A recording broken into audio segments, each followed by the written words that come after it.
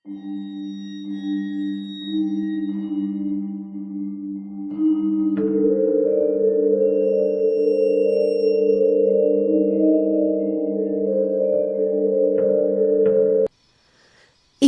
නැති වර්ෂාව හින්දා හැදුණු කුඩා මඩකඩිති උඩින් පනිමින් ගිය මම තට්ටු 4කින් යුත් මහල් ගොඩනැගිල්ලට ඇතුල් වුණා.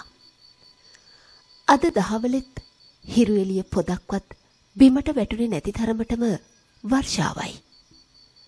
මේක වලාකුළු හඳ පළුවත් වසාගෙන රාත්‍රී අහස අයිති කරගෙන හිටිය නිසා හාත්පස පැතිර තිබුණේ කෑලි කපන්න පුළුවන් තරමේ මහා ඝන අන්ධකාරයක්. මං ගොඩනැගිල්ල ඇතුළට ඇතුල් වෙනකොටම වගේ රෝගියෙකු රැගත් ට්‍රොලියක් පියගැට පෙළ පසකින් තිබුණු විදුලි සෝපානයට පිවිසුණා. ඒ හන්දා මම සෝපානයේ වෙත නොයා පඩිපෙළ නගින්නට වුණා. මගේ සෙරප්පු අඩි ටයිල් පොළවේ ටක් ටක් හඬ නැගුවා. ඩොක්ටර් සමන්ති අද නයිට්ද? රෝගීන් ඇතුළත් කරගන්නා ස්ථානයේ ඉඳගෙන හිටපු ඉන්දිකා මිස් ඇහුවේ සිනාමුසු මුහුණින්. ඔව් මිස්. මං කෙටියෙන් උත්තර දීලා මං එනතුරු වාට්ටුවේ සිටි කෞමුදී සොයා ගියා. මගේ අත්ඔරලෝසුවේ වෙලාව රාත්‍රී 8:15 බව පෙන්නලා තිබුණා. මට වැඩබාර ගන්නට තිබුණේ මීට මිනිත්තු 15කට පෙරයි.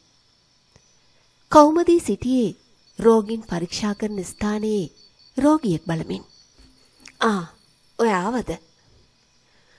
අනේ සෝරි පරක් වුණාට කව්වෝ. මම කීවා. මම මෙයාව බලන්නම්. ඔයා යන්න. ලේබර් රූම් එක කොහොමද? එතන ලෙඩු 4 දෙනෙක් ඉන්නවා. එක්කෙනෙක් නම් ඩිලිවර් කරලා. මට එපිස් එක මහන්න වෙලාවක් හම්බුනේ නෑ. මං ඒක මහලම යන්නම්. නෑ මං ඒක බලා ගන්නම්. ඔයා යන්න. පරක්කු වෙනවනේ. කෞමුදී කැමැත්තෙන්ම ඉන්නම හැදුවත් මං ඇයව බලෙන්ම වගේ පිටත් කළා. රෝගියා බැලීම නිමා කරපු මම සූතිකාගාරයට ගියා.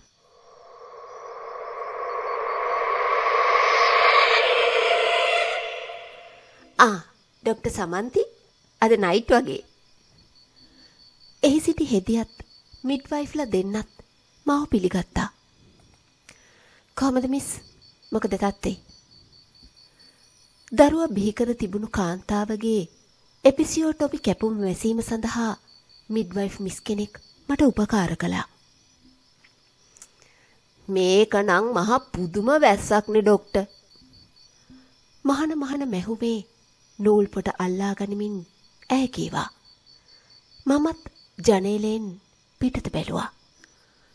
මේ වෙන විට තිබුණේ යාන්තම් හිරිපොදයක් පමණක් වුණත් තරු නැති අඳුරු අහසත් හැර දමා තිබුණු ජනේලය තුලින් වරින් වර හමාන සීතල සුළඟත් පැවසුවේ රාත්‍රිය වර්ෂාවෙන් තොර නොවන බවක්. අනේ සුමී මිස් මේ ජනේලෙ වහලා දානවද? මාරම සීතලයි.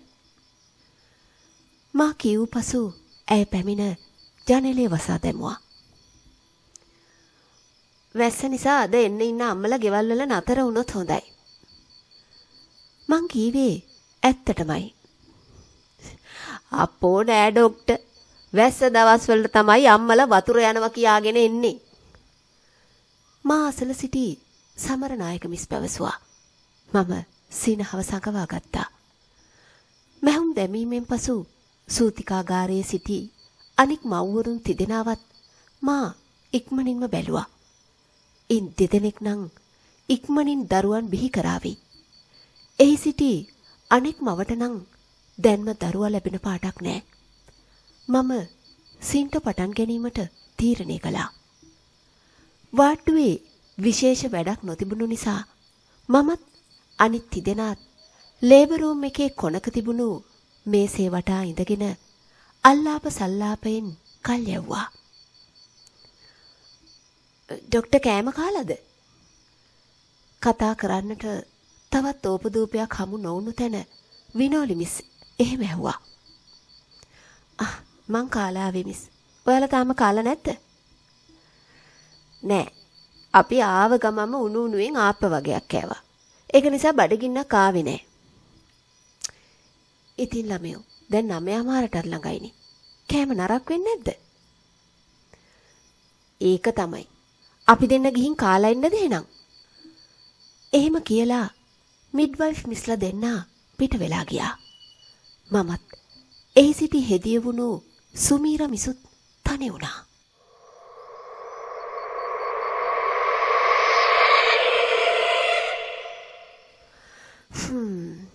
හරිම කම්මැලි මිස්. මම නැගිටලා රේඩියෝ එක ළඟට ගියා. පැරණි නීරස ගීතයක් වැයමින් තිබුණා. ඔයාලා මොකද මේ වගේ channel අහනවද මන්දා? එහෙම කියලා මං වඩාත් හොඳ ගීයක් සොයමින් මීටරේ කරකෙව්වා. ඕකේ 12ට පිරිත් යනවනේ ડોක්ටර්. ඒකයි. රාත්‍රියට සූතිකාගාරයේ පිරිත් දැමීම ඔවුන්ගේ සිරිතක්. මේ තියෙන නියම සින්දුවක්. මං හරි ආසයි මේකට. විරාග රාගය අතරේ තනි වූ ආලය. අපි මිනිත්තු 15ක් විතර කාලයක් නිහඬවම සංගීතයේ රස වින්දා. ලේබර් රූම් එක තුල තිබුණු නිස්කලංක බව වැඩි වෙලාවක් නොතිබුණේ අම්මලා දෙන්නෙක් එකවරටම වාගේ දරුවන් බිහි කරපු නිසායි. සුමී මිස් අලුත උපන් බිලින්දන් පිරිසිදු කරලා ඒ කටයුතු කරන අතුරු මම ඇඳන් වල පය පාමුලට වෙලා අම්මලා දෙදෙනාගේ එපිසිෝටොමි මැසුවා. මිඩ්වයිෆ්ලා දෙන්නා එනකොට අපිට වැඩනිම කරන්නට හැකි වුණා. වෙනත් වැඩක් නොවූ නිසා මං වාට්ටුවේම එක පැත්තක තිබුණු කුඩා කාමරයට ගියේ ටිකක් නිදා ගන්න හිතාගෙනයි. නමුත් වාට්ටුවට අලුතෙන් ඇතුළත් වන ලෙඩුන් බැලීමට මට දෙතුන් වරක් නැගිටින්නට සිද්ධ වුණා. නැවතත් ඇඳට ගිය මගේ දැස් පිය වෙනවත් සමගම කවුරුන් හෝ දොරට තට්ටු කරන හඬ ඇසුණා. අනේ ડોක්ටර්, අර සින්ට දාපු අම්මගේ FHS අඩු වෙනවා. ඒ සමර නායක ලේබර් රූම් එකේ සිටි මිඩ්වයිෆ් කෙනෙක්. ඇය කීවේ එහි සිටි මවගේ කුසේ වූ දරුවාගේ හද ගැස්ම අඩු වන බවයි. මං ඇඳෙන් බිමට පැන්නේ ජංගම දුරකථනයෙන් වෙලාවත් බලමින්. රාත්‍රී 11:55යි. යක්කු ගස් නගින වෙලාවේ. මට එහෙම හිතුණා.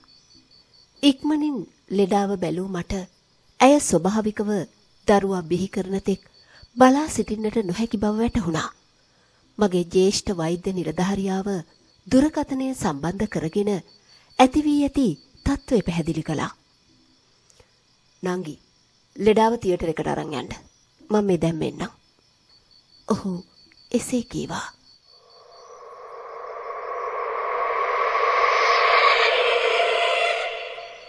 ශල්‍ය කර්මය ඉවර වුණු පසු මා හැකි ඉක්මනින් ශල්‍යාගාරයෙන් පිට වී ගියේ නිදිමතෙනුත් විඩාවෙනුත් මිරිකෙමින්. වාට්ටුවේ වුණු කාමරයට යන අතරතුර මං සූතිකාගාරයට එබුණේ මා නිදා ගැනීමට යන බව ඔවුන්ට දැන්වීමටයි. කරාසලින් දොර අරිමින් මං ඇතුළට එබුණා. මම හිටපු තැනට හෙදියගේ මේසය පේන්නේ නෑ. සුමී මිස්, විනෝලි මිස්. මං හඬ නගා කතා කළත් පිළිතුරක් ලැබුණේ නෑ. මං පාවහන් මාරු කර ඇතුළට ගියා. රේඩියෝවෙන් දුක්බර සංගීතයක් ඇසෙනවා. මං මේසේ වෙතට යන විට සූතිකාගාරයේ ඈත කෙළවරෙන් යාන්තම් කෙඳිරියක් ඇසුණු නිසා මං හැරිලා බැලුවා. මගේ මහත් පුදුමයකට වගේ එහි ඈතම කෙළවරේ ජනේලයේ අසල ඇඳේ කාන්තාවක් වැතිර සිටියා. ඇය සිටියේ මා දෙසට පසුපස හරවාගෙනයි. අම්මා, ඔයා කොයි වෙලාවෙද ආවේ? මම ඇය දෙසට යමින්ම ඇසුවා. මේ වෙලාවේ වාට්ටුව බලන වෛද්‍යවරයෙකුට සිටියේ මා පමණයි. මගේ අනුදැනුමකින් තොරව රෝගියෙකු සූතිකාගාරයට යවන්නට බෑ. මා වාට්ටුවේ නොසිටි අතරේ අමාරු වූ අම්මා කෙනෙක් මෙහි එව්වත් පෞල් සෞඛ්‍ය සේවිකාවක් හෝ හෙදියක් නැතුව ඇය තනියම මෙහි දමා යාම කිසිසේත්ම අනුමත කරන්නට බෑ. මෙහෙම හිතද්දී මට විශාල කේන්තියක් ඇති වුණා. කෙසේ හෝ මෙහි සුලමුල සොයා ගැනීමට මං සිතාගත්තා. අම්මට කවුද මෙහාට එන්න කිව්වේ? මා ඇසූ දෙයට කාන්තාව පිළිතුරු නොදුන් නිසා මම ඇය වෙතට පහත් වුණා. අම්මා, කවුරුත් කියන්නේ නැතුව අම්මා තනියම ලේබර් රූම් එකට ආවද? පිළිතුරු නොදුන් ඇය කෙඳිරි ගාමින් පිටාත ගන්නට පටන් ගත්තා. සමහර විට මේ කාන්තාව කාටත් නොකියා සූතිකාගාරයට ආව වෙන්න පුළුවන්. සමහර ලෙඩ්ඩුන්ගේ තරම මට හිතා ගන්නට පුළුවන්. මගේ කේන්තිය වැඩි වුණේ මා ඇසූ කිසිදු ප්‍රශ්නයකට ඇය උත්තරයක් නොදුන් නිසායි. අම්මා, ඇගේ කෙඳිරියේ හඬ උස්සූ අතර ඇය මා දෙස බැලුවා. ඉවසන්න බෑ ඩොක්ටර්, කැක්කුමයි. ඇය කතා කරනකොට අප්‍රසන්න සහගත දුර්ගන්ධයක් පැතිරුණා. මම ඇයට නොදැනෙන්නට නහය හකුලුවා ගත්තා. මාළු කුණු වූ විට නැගෙන ගඳට සමාන පිලී ගඳක් වූ එය සෙමින් ඉවසීමට අපහසු තරම් වැඩි වූ නිසා එය කාන්තාවගෙන් පිටවන එකක් වෙන්නට බෑ. දුගඳ එන්නේ කොහෙන්දයි සෙවීමට වටපිට බැලූ මට දකින්නට ලැබුණේ ජනේලය නැවතත් හැර දමා ඇති බවක්. සමහර විට ගොඩනැගිල්ලට පිටතින් නැති කානුවෙන් නික්මෙන ගඳකුත් වෙන්නට පුළුවන්. නමුත් අපි මේ සිටින්නේ 4 වන මහලේ බව මට එසැනින් සිහිපත් වුණා. කාන්තාවගේ කෙඳිරිය දැන් වරින් වර නගන කෑ ගැසීමක් බවට පත් වී තිබුණා. දැන් කොයි මොහොතක හෝ ඇයට දරුවා ලැබේවි කියලා මට තේරුණා. ඇයව පරීක්ෂා කිරීමට කකුල් නවා ගන්නට කී මම බිත්ති ඔරලෝසුව දෙස බැලුවා. වේලාව අලුයම 1:05.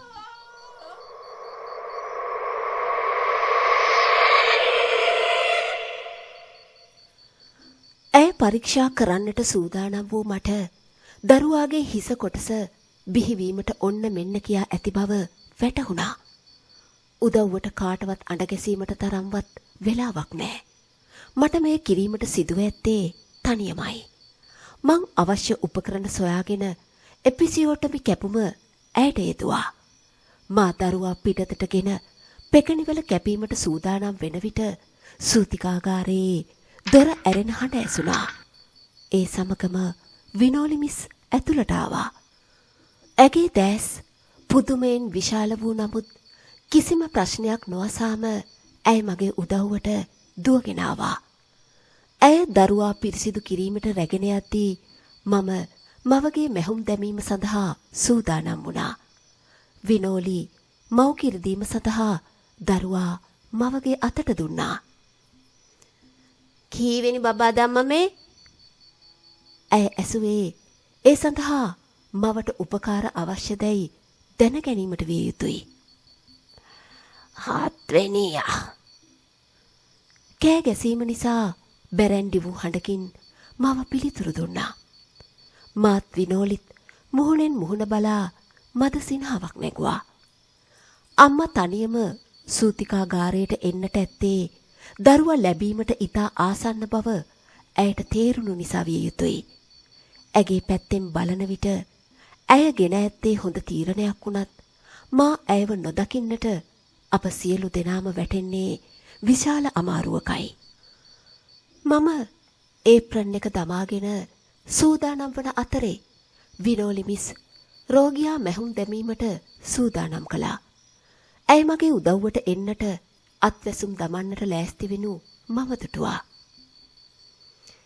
මිස්, මම මේක තනියම කරන්නම්. ඔයා ගිහින් අපි දෙන්නට තේ එකක් හදන්නකෝ. තනියම පුළුවන්ද ඩොක්ටර්? පුළුවන් අනේ පුළුවන්.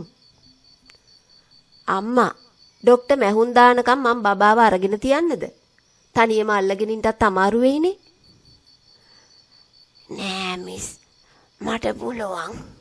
මට තව ටිකක් වෙලා බබාව තියන් ඉන්න ආසයි. අම්මා නැවතත් බැරැන්ඩි උගුරෙන් එහෙම කිව්වා. මට මේවා හොඳට පුරුදුයි. මට පුළුවන් තරම් වෙලා මගේ බබාව ළඟින් තියාගෙන ඉන්න ඕන. ඇය එසේ කිව්වා. දරුවන් 7 දෙනෙක් හැදූ අම්මගේ ඉල්ලීමට අවනත වූ විනෝලි එහෙනම් ඔන්න පරිස්සමෙන් එසේ පැවසුවා. මම නිහඬව ඇඳේ පය පාමුල ඉඳගෙන මැහුම් දැමීම ආරම්භ කළා.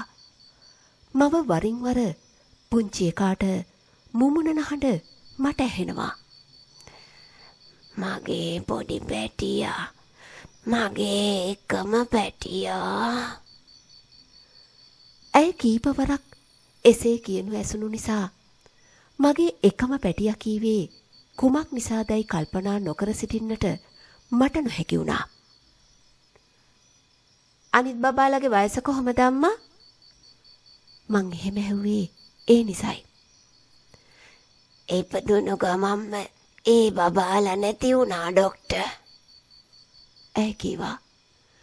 මගේ හදවත කීරි ගහිලා ගියා. මේ අහිංසක ගැහැණිය මොන තරම් දුක්ඛන්තරාවක් විඳින්න ඇද්ද? ඒ දුක මට නම් හිතා ගන්නවත් බෑ. ඒකටත් එක්ක මේ බබාව හොඳට හදාගන්නකො එහෙනම්.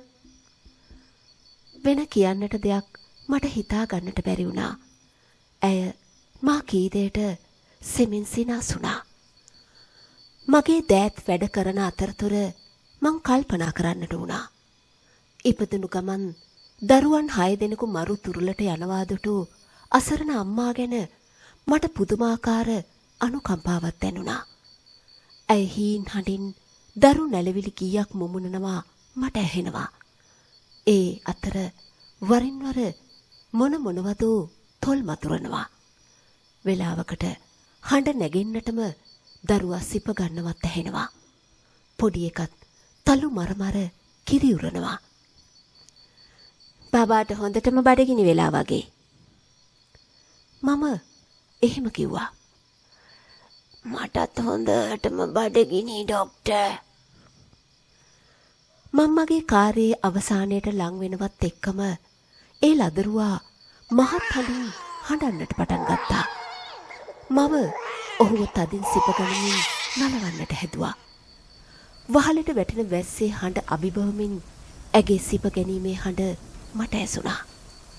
දරුවාට රිදෙන්නට ඇතැයි මට සිතුනේ ඔහුගේ හැඩුම වැඩි වූ නිසායි. සමහර විට සීතල නිසත් වෙන්නට පුළුවන්. ජනේලේ තවමත් හැර දැමූ ගමම්මයි. විනෝලි මිස්ටර් එය වසන්නට කියන්නට මට අමතක වුණා. වරින් වර ඇතුළට හමා එන සුළඟ හිරිකඩ වැස්සක් ගෙන ආවා. මම නැගිටින විටත් ලදරුවා මහා හඬින් හඬමින් සිටියා. අම්මා නිල් පාට බ්ලැන්කෙට්ටුවෙන් වැසුණු දරුවාගේ හිස තවත් වරක් හඬ නගා සිප ගත්තා. මම අත්වැසුම් ගලවමින් දරුවා දිහා බැලුවා. එවිට මා දුටුවේ මවගේ කට කොනින් තාර කළු පැහැති ලේ කලා යන ආකාරයයි. අම්මා මොකද කටට වෙලා තියෙන්නේ?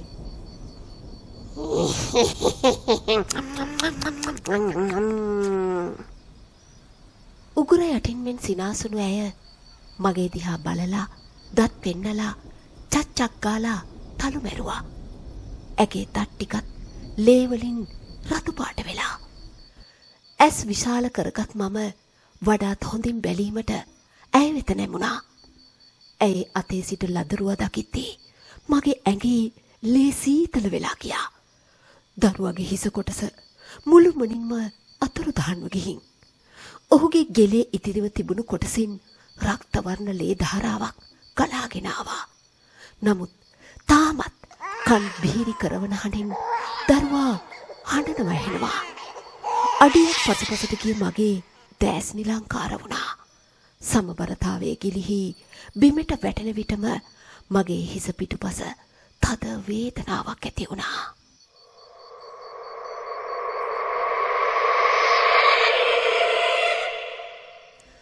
Doctor doctor Samanthi. Doctor Samanthi. සීතල වතුර බින්දු මගේ මූණට ඉසින කවුරු හරි මගේ නම කියමින් කම්මුලට තට්ටු කළා. ડોක්ටර් මොකද උනේ? දැන් අඩුයිද? මං අමාරුවෙන් ඇස් ඇරියා. මිස්ලා තුන්දෙනාම මාව වට කරගෙන හිටියා. මං හිටියේ සූතිකා ගාරේම තිබුණු ඇඳක් උඩයි. හදිසියෙම මා දුටු දේ මතක් වී නැගිටින්නට උත්සාහ කළා.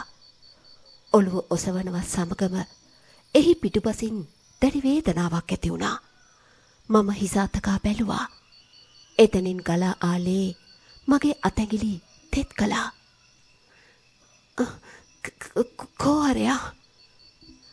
මං ඈත කෙළවරේ තිබුණු ඇඳ දිහාට දැස් යොමු කළා. එය හිස් වී ගොසින් මං විනෝලි දිහා බැලුවේ කිසිම දෙයක් තේරුම් ගත නොහැකි වූ නිසයි. මන් දන්නේ නෑ ડોක්ටර්. මං තේ අරන් එද්දි එතන කවුරුවත් හිටියේ නෑ. ડોක්ටර් බිම වැටලා ඉන්නවා මං දැක්කේ එතකොටයි. මොකද ඒ අම්මට උනේ? කොහෙන්ද එයා? කෝ බබා? විනෝලි මිස් හොඳටම කලබල වුණේ දැනුයි. මං දැකපු දේ කිව්වොත් ඔයාලා විශ්වාස කරන්නේ නෑ. මං සම්පූර්ණ කතාවම ඔවුන්ට කීවා. ඒ ඇසූ අනෙක් දෙදෙනා මා දෙස අවිශ්වාසයෙන් බැලුවත් සුමී මිස්ගේ පෙනුම බරපතල වුණා. ඇය අපේ වාට්ටුවේ සිටින ජේෂ්ඨතම හෙදියන්ගෙන් කෙනෙක්. මම ගිහින් වාට්ටුවෙන් අහලා බලන්නම්කෝ. සමරනායක මිස් නැගිට්ටා. ඕනේ නෑ. සුමී මිස් සංසුන්න නමුත් තදින් කිව්වා. ડોක්ටර් තනියෙම මේ මහරෑ ලේබර් රූම් එකට ආව එක වැරදි. මාලවි කාර ඒ සමරනායක මිස්. ඉස්සරලා අර රේඩියෝ channel එක මාරු කරපු එකත් වැරදි. සුමී මිස් ඇය නොතකා හැර කතා කළා. අපි රැයට මේකේ පිරිත් දාන්නේ හේතුවක් ඇතුව. ඉස්පිරිතාල වාට්ටු ලේබර් රූම් කියන්නේ මිනිසුන්ගේ ලේ සැරව වාගේ දේවල් පිරුණු තැන්. වාට්ටු නම් රැයට හිස් වෙන්නේ නැහැ. ඒ වුණාට ලේබර් රූම් එකක් එහෙම රැයට හිස් වුණොත් ඔය ලේ සැරව කන්න මල පෙරේතයෝ එනවා. ඒකයි ඉස්සර ඉඳන්ම මෙහෙ ඉන්නේ ස්ටාෆ් එක රැයට පිරිත් දාන්න පුරුදු වෙලා ඉන්නේ. අනිත් එක කවුරුවත් රැයට මේකට තනියම එන්නේ නැහැ. තව කවුරු හරි එක්ක තමයි එන්නේ. ඕනේ නම් වාට්ටුවට ගිහින් අහලා බලන්නකෝ. ඔහොම පේෂන්ට් කෙනෙක් වාට්ටුවේ හිටියද කියලා. ඒ කවුරුවත් එහෙම කෙනෙක් දැකලා නැහැ කියයි. දැන් ඉතින් උන දේ උනා. ડોක්ටර් ඉඳගෙන සීතල වෙන්න කලින් මේ තේ එක බොන්නකෝ. ඇයි මගේ හිස අත ගෑවේ අම්මා කෙනෙක් වගේ.